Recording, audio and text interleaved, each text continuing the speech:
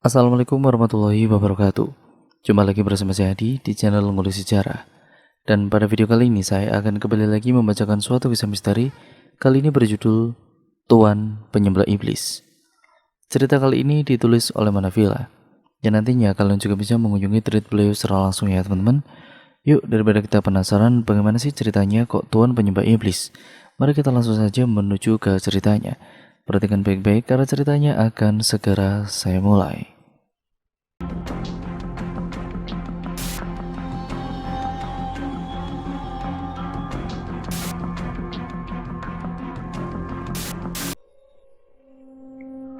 Awal bulan Januari 2011 menjadi titik tolak dari cerita ini.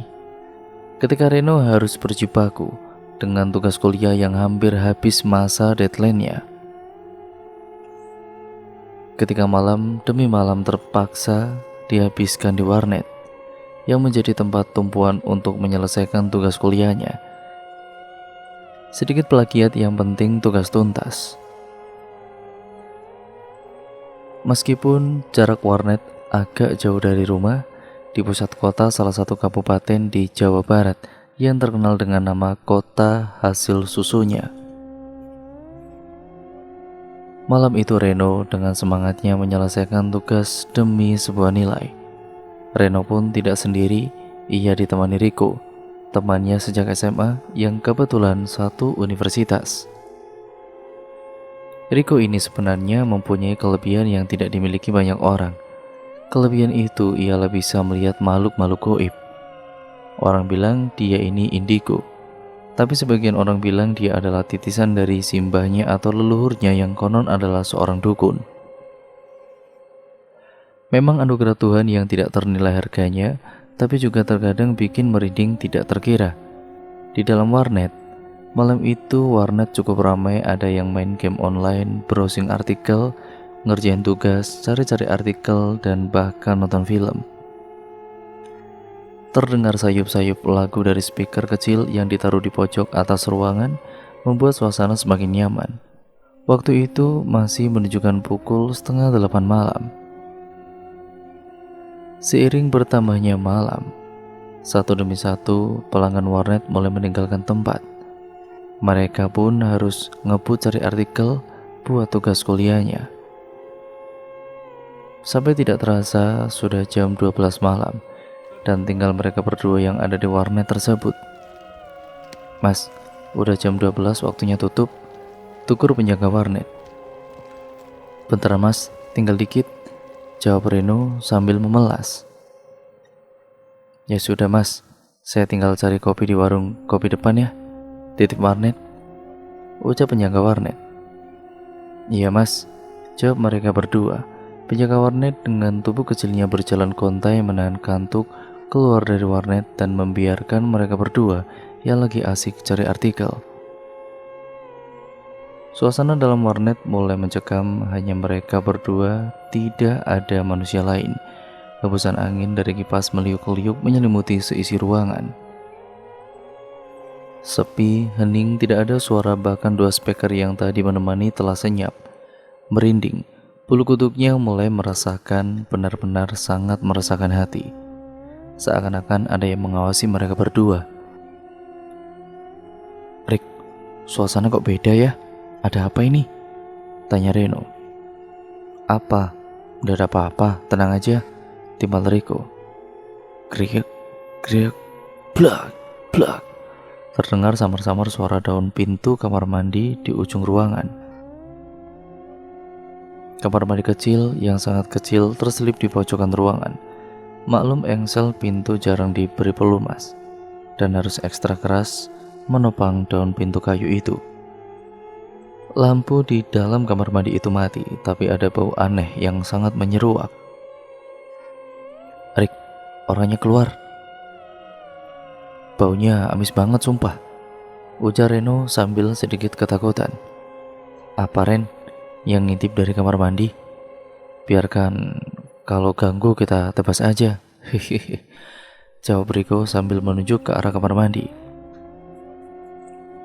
Di dalam kamar mandi samar-samar terlihat sosok hitam besar dengan mata merah melotot dan gigi runcing bersimbah darah menatap dalam ke arah mereka berdua seolah mereka mangsa buruannya. Reno pun berusaha menutup mata rapat-rapat sambil menyadarkan kepalanya ke punggung Riko dengan sedikit ketakutan. Tidak biasanya makhluk seperti itu menghuni kamar mandi. Mata merah terbelalak terus-menerus menatap ke arah Reno. Semakin dilihat semakin seram. Serem banget, kerutu Reno sambil masih menutupi matanya. Riko tidak menghiraukan bisikan temannya itu. Kelihatannya merasa risih dengan kelakuan Reno yang terus-menerus menempelkan matanya ke punggung Riko. Agak geser napa? Risih loh, kerutu Riko. Reno masih bertahan menutupi mata dan bersembunyi di balik punggung Riko. Hingga krek, suara pintu terbuka. Sudah rampung, Mas. Suara lirih itu muncul. Spontan Reno terperanjat dan terjatuh dari kursinya. Penjaga warnet muncul dari pintu masuk tanpa memberi aba-aba dulu. Tentu saja mereka berdua kaget. Bahkan Reno bisa dibilang syok.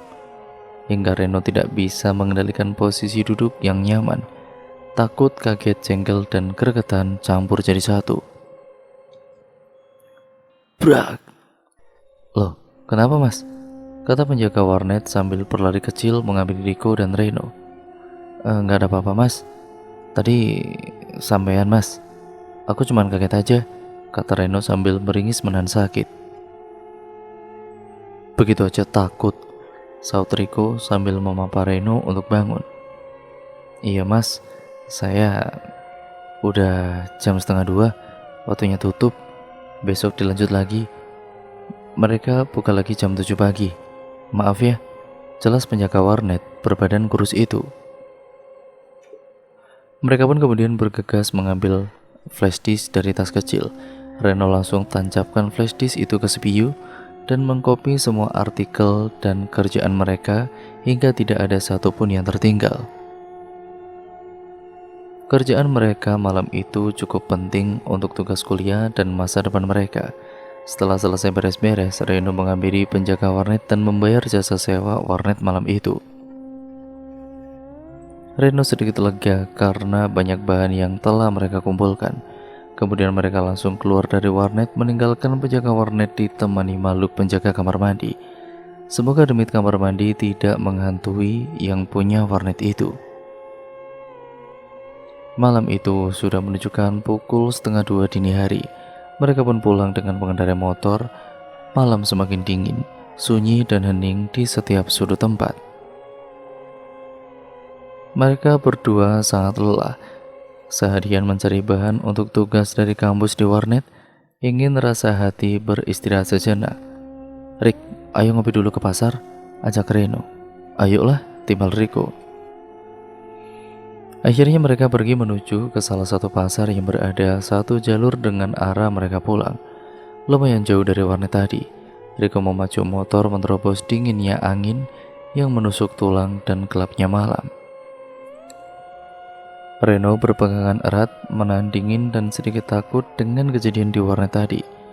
Dari sini Reno melihat pasar yang sudah ramai dengan penjual, mulai menata dagangannya dihiasi dengan gemerlap lampu hemat energi 13 watt.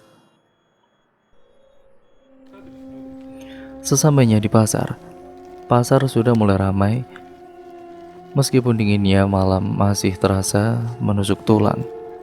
Para pedagang mulai menyiapkan dagangannya.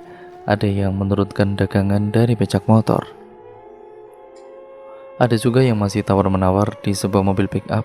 Mobil itu masih penuh sayuran. Bahkan ada yang tertidur lelap di antara tumpukan dagangannya. Pemandangan yang cukup menakjubkan, perjuangan seorang hamba demi menafkahi keluarganya.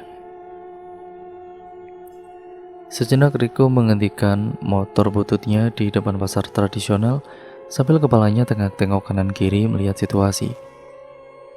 Tampak agak jauh dari mereka berhenti, terlihat pedagang dan bakul sayur sedang bercengkrama. Sampai akhirnya pandangan mereka tertuju pada dua warung yang berada di pojok pasar. Ada perbedaan yang agak menonjol di antara dua warung tersebut. Warung yang berada di sebelah tempat parkir bercat kuning dengan penerangan yang cukup dengan dilengkapi free wifi yang digandrungi anak-anak muda saat itu. Sedangkan satunya warung kopi biasa dengan penerangan agak redup dan kelihatan pengunjungnya orang-orang yang cukup berumur. Mereka putuskan memilih warung yang berwifi untuk ngopi ria, di samping harganya yang murah ada wifi-nya juga. Warung itu menyediakan kursi kayu berbentuk L memutari meja utama, sedangkan kursi dan juga meja kayu terpampang rapi di depannya berjumlah 4 set. Mereka pun berjalan sambil mendorong motor butut Riko ke arah warkop tersebut, karena jaraknya tidak terlalu jauh dari tempat mereka berhenti. Pengunjung saat itu sudah sepi karena waktu sudah larut malam menjelang subuh. Hanya terlihat 3 orang pengunjung yang terlihat duduk di kursi utama sambil menghisap rokok dalam-dalam dan juga ngobrol satu sama lain. Suasana malam itu sungguh tentram sekali. Meski tampak sepi, warkop itu bersih, dihiasi cahaya yang terang menambahkan kenyamanan para pengunjung. Tujuan utama mereka mampir di warung kopi tersebut tidak lain hanya untuk menghilangkan rasa penat, karena dari siang hingga dini hari mereka berkutat dengan tugas kuliah. Sungguh melelahkan dan ingin sejenak refreshing, ngegame dan juga ngopi. Mereka pun kemudian memesan kopi susu berdua. Meski sambil menahan lapar, kita tetap ngopi sajalah. Kopi susu 2, pesan Reno pada penjaga warkop. Iya mas, tunggu bentar ya, jawabnya. Hanya itu yang bisa mereka pesan, 2 cangkir kopi. Masalahnya uang mereka hanya cukup untuk beli 2 cangkir kopi saja. Rokok pun tinggal 6 biji, lusut dan tidak enak dipandang. Semakin pagi pasar semakin ramai. Para pengunjung mulai berdesakan dan terlihat terburu-buru. Di warkop itu suasana pun semakin asik. Mereka seruput kopi susu masing-masing, diiringi kepulan asap dari rokok favorit mereka. Saat minum kopi, Reno merasakan pahitnya kopi diselingi manisnya susu yang sedikit demi sedikit mereka seruput seperti suasana hati yang sedang ia rasakan saat ini. Gimana Rik? Tanya Reno. Gimana apanya? Ya hidup kita berdua. Kuliah jalan, kerja juga sudah, tapi aku merasa masih kurang, tanya Reno. Riko hanya menatap kosong ke arahnya dengan jawaban pendek yang terlempar dari mulutnya. Oh ya, jalani saja. Belum selesai topik obrolan itu, kok suasananya agak aneh ya? Aneh apaan? Apanya deh? Biasa aja kok, jawab Riko. Rasakan hembusan angin malam ini, ada yang aneh, kelihatannya bakal terjadi sesuatu, jelas Reno pelan. Angin berhembus pelan, namun tidak seperti biasanya. Perasaan Riko juga demikian, memang ada yang aneh dengan malam ini. Meskipun demikian, Riko pun tidak menanggapi serius perkataan Reno, karena lagi sibuk merasakan nikmatnya hisapan rokok penghabisan. Reno tetap memperhatikan suasana pasar dengan serius. Seperti detektif yang tidak mau kehilangan buruannya, Riko sebenarnya juga merasakan suasana yang aneh malam itu. Suasana sabun bikin orang merinding. Biasanya ada makhluk gaib yang sedang jalan-jalan. Bulu kuduknya pun terasa berdiri sendiri, meskipun Riko tidak merasa takut sama sekali. Sesaat Reno tertegun dan pandangannya pun fokus ke arah kanan kepada sosok pria dewasa memakai baju dan celana warna hitam, umurnya sekitar 40-an. Dia berjalan dari arah parkiran pasar dengan tenang namun bertingkah agak aneh. Tangan pria itu berada di belakang pinggul dengan jari jemari saling berpegangan satu sama lain. Nampak seperti posisi menggendong. Ternyata, pria itu menggendong seorang anak kecil dengan ciri tinggi 40 cm, berkepala botak, memakai kancut warna putih, berkulit kuning pucat. Anak kecil itu menengok ke arah mereka berdua sambil tersenyum. Riko mengira itu adalah anak pria tersebut. Jadi, Riko sendiri tidak begitu peduli dengan anak itu, tapi tidak dengan Reno yang terus memantau gerak-gerik pria berpakaian hitam itu. Tiba-tiba pria yang baru tiba itu berhenti di depan warkop di mana mereka sedang ngopi dan menurunkan anak yang ada di gendongannya. "Ayo nak, waktunya bekerja," perintah pria itu dengan suara pelan. "Siap bos," jawab anak kecil itu sambil turun dari gendongannya. Percakapan mereka berdua terdengar samar-samar karena riuh para pedagang di pasar tersebut. Anak kecil itu pun turun dari gendongan tuannya dan diam terpaku. Reno terus memperhatikan mereka berdua dengan sedikit takut. Reno menggeser posisi duduk mendekati Riko. Riko juga terheran-heran melihat pemandangan tersebut. Seorang anak kecil yang dipaksa bapaknya bekerja. Padahal mereka berdua tidak pernah diperintah orang tuanya bekerja. Namun mereka sendiri yang ingin bekerja untuk membantu beban orang tua. Mereka ini menyadari kalau mereka hanya berasal dari keluarga yang sangat sederhana yang ingin merubah nasibnya. Apa yang ada di benak bapak itu tragis sekali. "Ayo jalan, waktunya cari uang," perintah pria itu. Kemudian anak kecil itu pun mulai berjalan pelan ke arah para bakul yang sedang sibuk menjajakan dagangannya. Reno merasa aneh sekali dengan kejadian itu dan tidak habis pikir dengan kelakuan pria tersebut. Tapi Riko dengan sikap cuek tingkat dewanya tidak memperdulikan kejadian itu. Riko merasa itu urusan orang lain bukan urusan kita dan kita tidak boleh ikut campur urusan orang lain. Dosa, urus diri kita sendiri agar jadi manusia yang baik untuk dunia dan akhirat. Seiring dengan hisapan terakhir rokok di tangan Riko, akhirnya mata ini terpengaruh juga dan mulai memperhatikan gerak-gerik anak kecil yang sedang berjalan menuju ke kerumunan para pedagang. Ternyata apa yang dikekhawatiran Reno ini mulai menampakkan kebenarannya. Anak kecil aneh itu berjalan mengendap-endap ke lapak pedagang ikan di pinggir jalan. Anak kudul tanpa baju itu pun pelan tapi pasti berjalan menuju ke arah belakang pedagang. Dia mulai berjalan mendekati pedagang tersebut dari arah belakang. Santai tapi tanpa kekhawatiran sedikit pun. Lama-kelamaan, Riko dan juga Reno pun saling bertatap mata, saling memainkan kode curiga. Akhirnya mereka seakan-akan sudah sama-sama mengerti ada hal yang aneh di sekitaran pasar ini. "Loh, apa itu Rik?" tanya Reno pelan. "Loh, tuyul itu Rik," jawab Reno setengah kaget dan menuju ke arah tuyul tersebut. Reno pun meminta Riko untuk mengikuti gerak-gerik anak kecil tersebut. Sementara Reno akan mengawasi dari warkop saja karena tidak tega dan sedikit takut. Riko keluar dari warkop mulai mengawasi dan mengikuti gerak-gerik anak kecil itu, terus mengawasi dan tidak mau kehilangan mangsanya. Riko berjalan pelan mendekati tuyul itu untuk memastikan apa yang dilakukannya. Ternyata tuyul itu sedang mengambil satu lembar uang kertas dari tempat penyimpanan uang yang diletakkan di bawah dagangan. Tanpa ada hambatan sedikit pun, tuyul itu tersenyum sambil membawa hasil operasinya.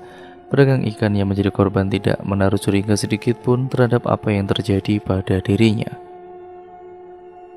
Setelah memastikan kelakuan anak itu, Riko kembali menghampiri Reno yang ada di warkop.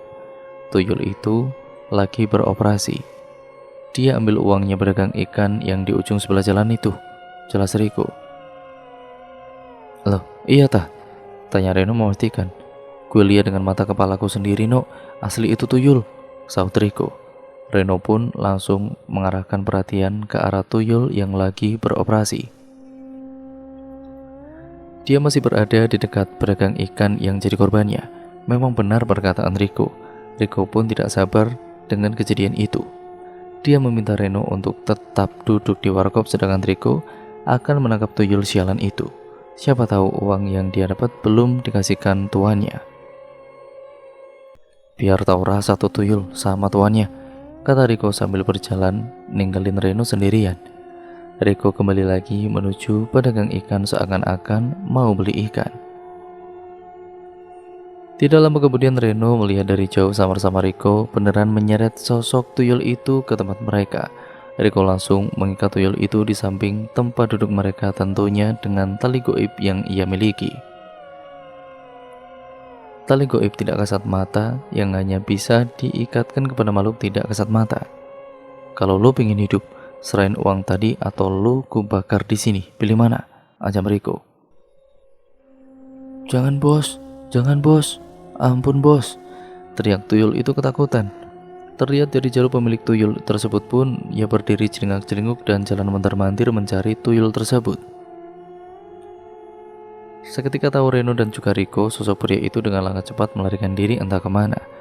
Reno berpikir mungkin pria itu takut ketahuan, karena jika warga pasar tahu hal ini, mereka pasti akan dimasa satu pasar pada saat ketakutan karena diancam dibakar tadi. Mana uangnya? Kau ambil dari mana uang itu? Tanya Riko dengan nada tinggi. Ampun bos, aku tadi ambil di pedagang ikan pindang, jawab tuyul dengan ketakutan. Akhirnya, tangan si tuyul itu nyerahin uang selembar 100 ribuan ke Riko dengan ketakutan dan gemetar tangannya. Reno dari dekat samar-samar melihat uang itu menunjukkan wujud aslinya, sama seperti uang yang mereka pegang. Reno kaget karena baru kali ini melihat uang yang diperoleh dari makhluk gaib. Selesai makan, Reno melihat tuyul yang tadi diikat sama Riko sambil menyalakan sebatang rokok. Reno perhatikan tuyul itu baik-baik, sepertinya ada sesuatu dengannya. Si tuyul mulai komat kamit seperti dukun merapalkan mantranya, entah apa yang sedang dia perbuat. Riko tidak menghiraukan sikap tuyul tersebut sambil menenggak minuman yang dia pesan. Biarinlah, gak bakal lepas tuh setan. Aman Ren, jawabnya sambil melanjutkan minum es teh itu. Kepala Riko menengok ke arah tuyul yang terikat tersebut dan berjalan pelan menghampirinya. Sambil merunduk dan juga mendekatkan mulutnya, akhirnya dia curiga dengan kelakuan tuyul yang komat kamit terus, seperti hendak memanggil tuannya. Lo mau panggil tuan lo apa? Tanya Riko. Dengan terbata-bata si tuyul itu menjawab. Iya bos. Setan ini benar-benar harus dikasih pelajaran, gumam Riko. Tuan lo siapa? Di mana? Tanya Riko dengan suara keras dengan tatapan marah. Di daerah pegunungan bos, di ujung bos, saut si tuyul sambil menunjukkan ke arah selatan. Di mana cok? Jangan muter-muter kalau ditanya, bentak Riko. Dengan muka jengkel, Riko berjalan meninggalkan tuyul yang sedang terikat menuju ke warung sebentar untuk membayar makanan dan minuman dengan uang hasil palakan tadi. Sementara Reno duduk dan juga hanya menikmati rokok sambil ngeliatin tingkah Riko. Riko dengan tatapan marah dan juga melotot ke arah tuyul itu. Jawab apa enggak setan? Bentak Riko lebih keras lagi. Di selatan pulau ini pak bos, kata tuyul dengan tergagap dan ketakutan. Sudah tidak usah banyak omong. Ku bakar baru tahu rasa kamu, kata Riko sudah sangat marah, yang siap membakar tuyul tersebut. Jangan bos, rintih si tuyul dengan muka pucat, memelas dan mulai menangis. Si tuyul pun mulai bercerita panjang lebar. Dia terlihat pasrah dengan nasibnya dan kelihatannya tidak berbohong. Mendengar cerita tersebut, Riko kembali bertanya. Lah gitu jawabnya. Dari tadi kan enak ngomong, gak usah muter-muter kayak kipas angin, jawab Riko dengan ada emosi yang mulai melandai. Sudah, gimana enaknya ini Ren? Tuyul ini mau diapakan? Jelas yang bawa dia kemari tadi sudah kabur, tanya Riko. Bawa ke rumah lo aja, rumah lo kan kosong, pinta Reno. Masuk juga saran lo. Ayo kita masukin ke dalam botol aja nih bocah, cerotos Riko. Mereka berdua mulai persiapan untuk memasukkan si tuyul ke dalam botol. Reno ambil botol bekas air minum dari dalam warkop. Riko sudah bersiap-siap. Ren, mana botolnya? Tanya Riko. Sabar, ini botolnya. Setelah Riko dan juga Reno sedikit ritual, akhirnya mereka berhasil memasukkan tuyul tersebut ke dalam botol bekas dengan menempel segel gaib tentunya. Dengan demikian si tuyul sudah tidak bisa apa-apa dan yang penting tidak akan kabur. Tapi ada satu yang mengganjal di pikiran Reno, tuyul ini mau diapain? Ayo kita langsung pulang aja, kita urus tuyul ini di rumah saja. Lagian gue sudah ngantuk nih, besok juga masih ada kuliah pagi, pinta Riko kepada Reno. Besok saja habis kuliah kita tentuin lagi nasib tuyul ini.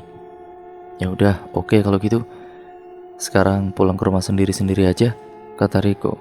Tidak lama mereka berdua beranjak dari warkop tersebut untuk pulang. Riko kemudian mengambil botol bekas air minum yang berisi tuyul dan menaruhnya ke dalam tas. Reno pun berjalan di belakang Riko. Dia mulai menyalakan motor bututnya. Glek, glek. Motor tidak mau menyala. Kenapa, Rik?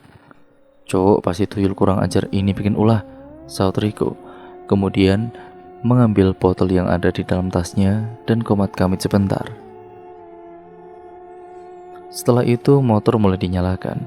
Alhamdulillah bisa nyala dan mereka pun pergi meninggalkan pasar Krempiang. Pagi itu mereka berdua berangkat ke kampus seperti biasa. Mereka berdua juga kuliah seperti biasa, tidak ada yang berbeda. Sekitar pukul 4 sore perkuliahan mereka selesai. Reno dan juga Riko bergegas ke rumah Riko yang tidak jauh dari kampus, cukup 15 menit dengan naik motor butut itu. Motor tua, napas muda pun mereka pacu dengan cepat. Sesamanya di rumah Riko yang sepi, mereka berdua langsung ke kamar Riko. Terlihat posisi botol bekas air minum yang dihuni oleh tuyul masih tetap berada di tempatnya tanpa ada pergeseran sedikit pun. Karena si tuyul jelas tidak mampu membuka segel gaib yang mereka pasang tadi malam. Aman, Ren, kata Riko sambil melihat botol. Botol tetap aman sama isinya saat itu. Masih terlihat tuyul kecil lagi duduk sambil mendekap kedua kakinya. Tidak bisa berbuat apa-apa, hanya termenung meratapi nasibnya.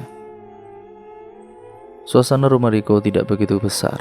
Bercat putih menghadap ke selatan nampak asri dan rindang.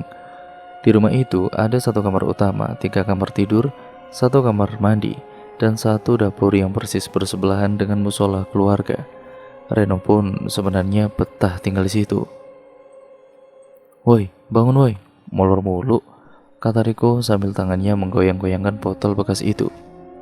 Aduh bos, kaumku kalau malam kerja bos, kita kerjanya malam, siang ya kita tidur bos, jawab tuyul dengan posisi tiduran. Loh, kamu berani bantah Yul? Jawab Riko dengan mata melotot. Yul, nama kamu siapa? Kamu punya nama kan? Tanya Reno. Iya bos, biasanya tuanku panggil aku Ari. Kamu di sini ikut siapa? Tuan kamu? Tanya Reno.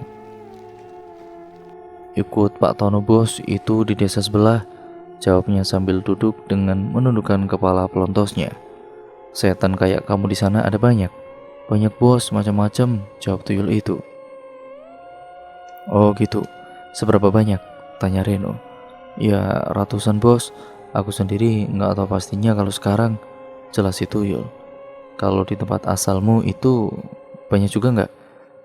Terus ada perbedaan di sana? Tanya Reno. Ya adalah bos, kelas-kelasnya. Ada yang kelas 1, 2, 3, sampai 6. Tiap kelas mempunyai kemampuan ngasilin duit berbeda-beda. Misalnya nih bos, kalau kelas 1 biasanya ambil maksimal sehari 1 juta. Kalau kelas 6 mah bisa sampai 2 juta bos sehari bos. Terus lo dibeli atau dimaharin sama tuanmu itu berapa Yul? 1.500.000 bos, jawab tuyul. Lo sendirian di sini sehari ngasilin berapa duit? 200.000 bos. Jadi kelas 2 dong lo di sana. Iya bos, bener bos. Ketika Reno interogasi si tuyul, Riko sedang sibuk dengan HP-nya untuk mencari lokasi yang disebutkan oleh si tuyul. Tidak lama kemudian, Ren, ada nih desa asalnya si tuyul. Beneran kata si tuyul, kata Riko sambil pegang HP. Yul, kira-kira Bisa nggak aku sama Riko ketemu sama mbahmu itu yang ada di sana? Tanya Reno. Bisa bos, jawab tuyul itu. Kira-kira minggu depan gimana? Sebentar bos, mau hubungi dulu sama Tuan Darmo dulu, sahut si tuyul. Si tuyul kemudian terdiam sejenak sambil komat kamit. Sepertinya dia lagi jelasin sama Mbah Darmo kalau Reno dan Riko mau bertemu. Reno pun menunggu sekitar 15 menit sambil liatin Google Maps-nya yang ada di HP Riko. Jauh ini? Tanya Reno. Iya po, kalau menurut Mbak Google ini perjalanan sekitar 6 jam dari sini, terang Riko. Kemudian tiba-tiba si tuyul menyela. Bos, kata tuyul memanggil. Ada apa? Sudah tah? Tanyaku. Sudah bos, Mbak Darmo adanya hari Minggu, dia sudah siap bos dikunjungi. Gila bener nih orang, mau ketemu aja pakai janjian segala. Tidak hanya dunia nyata yang butuh manajer, dunia gaib pun juga butuh. Hebat bener dunia ini ya. Reno terheran-heran, kelihatannya gayung bersambut. Kita bisa ketemu tuannya si tuyul. Gimana Ren? Lo minggu ini ada acara nggak? Tanya Riko. Nggak ada Rik, aman, free kok. Setelah interogasi si tuyul selesai, mereka berdua melakukan persiapan untuk pergi ke tempat itu minggu depan. Minggu pagi pada tanggal yang sudah ditentukan, mereka berangkat dari rumah Riko ke daerah dekat lereng gunung dengan motor andalannya. Mereka sangat berharap motor butut itu bisa sampai ke sana dengan selamat, karena mereka harus melalui tanjakan yang penuh dengan cerita magis. Tetapi Riko sangat percaya diri bahwa tidak akan ada apa-apa yang bisa merintangi perjalanan mereka berdua. Kali ini atas izin Allah SWT, dan dia juga seorang mekanik, meskipun amatiran. Perjalanan mereka cukup panjang, karena harus melewati gunung dan juga lembah. Motor mereka harus menerobos hutan yang sangat sepi. Sesekali terdengar suara binatang dari dalam hutan. Motor mereka pun terus berjalan stabil, tidak ngebut dan juga tidak terlalu pelan. Sesekali mereka berhenti di tengah hutan sambil menikmati sejuknya udara hutan dan meneguk air minum yang sudah mereka siapkan. Ketika mereka berhenti sebentar di jalan yang membelah hutan untuk menghilangkan penat dan juga beranjak mau berangkat kembali, tiba-tiba motor mereka tidak mau jalan. Wah, kita sudah disambut nih, gerutu Reno. Santuy Ren, gue tak izin dulu kalau cuman mau berkunjung, jelas Riko. Riko terdiam sejenak sambil komat kamit. Reno tidak tahu lagi baca apaan yang dirapalkannya. Tapi tidak lama kemudian Riko menyuruhnya untuk menyalakan kembali motornya dan alhamdulillah motornya hidup kembali. Mereka pun segera melanjutkan perjalanan. Dan cerita pun akhirnya berlanjut ke part yang selanjutnya ya teman-teman, yaitu part yang kedua yang sekaligus nantinya akan menjadi part terakhir dari keseluruhan alur ceritanya. Jadi untuk kalian yang penasaran bagaimana petualangan dari dua sahabat ini, kalian harus tetap stay tune terus di channel ini ya teman-teman, agar kalian mengerti keseluruhan alur ceritanya dari awal sampai akhir. Nah, bagaimana menurut kalian cerita kali ini? Kalian bisa komen di bawah ya teman-teman. Jangan lupa untuk kalian like, komen, dan share video kali ini sebanyak-banyaknya, karena itu membantu channel ini menjadi channel yang jauh lebih baik lagi ke depannya. Dan terima kasih juga atas dukungan kalian selama ini, karena dengan dukungan kalian channel ini bisa sampai sekarang ini ya teman-teman. Ya, tanpa dukungan kalian juga pun channel ini tidak akan sampai sekarang ini. Sekian dan terima kasih. Jangan lupa untuk tetap terus like, komen, dan share ya teman-teman sebanyak-banyaknya. Dan jangan lupa untuk kalian subscribe untuk kalian yang belum. Nyalakan tombol lonceng notifikasinya agar kalian tidak ketinggalan video terbaru selanjutnya dari channel ini. Pokoknya terima kasih, dan juga nantikan terus kelanjutan dari cerita ini. Sekian ya teman-teman, video ini saya akhiri. Intinya selalu saya ucapkan kurang lebihnya mohon maaf apabila banyak salah kata, ataupun narasi saya mungkin kurang jelas, ataupun artikulasi banyak yang salah dalam saya membacakan narasi video ataupun ya membacakan video kali ini ya teman-teman, ataupun cerita kali ini. Saya mohon maaf yang sebesar-besarnya. Sekian video ini saya akhiri. Sampai berjumpa di video terbaru selanjutnya dari channel ini. Wassalamualaikum warahmatullahi wabarakatuh.